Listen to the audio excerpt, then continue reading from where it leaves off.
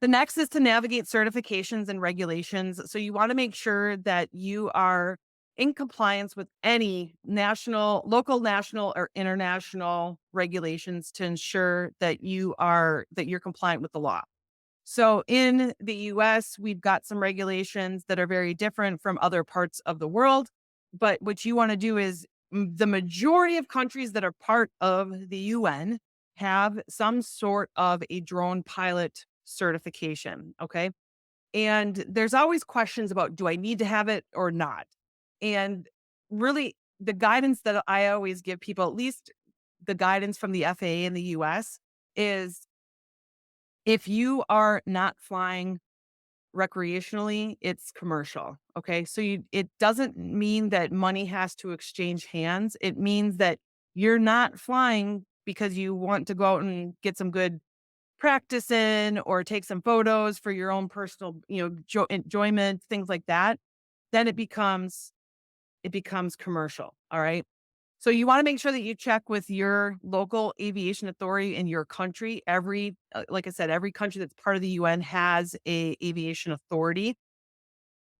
And you also want to make sure that you're looking at some of a lot of these localities, I guess, they're putting in some regulations around using drones. Okay. And I think that sometimes there's a negative stigma in the public because they feel like people are infringing on their privacy because drones operate by using a camera. Okay.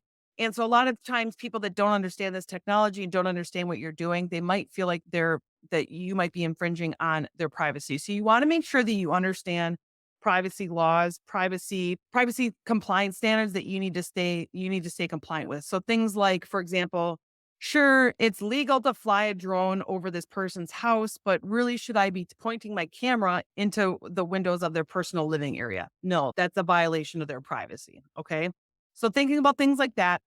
Also, I know in New York City in the US, they are now requiring a cybersecurity policy to be submitted with any sort of drone authorizations. They want to make sure that you are staying compliant with some of these privacy laws, but then also that you're securing the data on your drone before, during, and after flight. And because New York City has put this into place, I am fully expecting that other parts of the world will put something like that in place too. So you want to just do a really good Google search on some of the drone regulations and certifications that are going to be applicable to you and where you're planning to operate your drone business.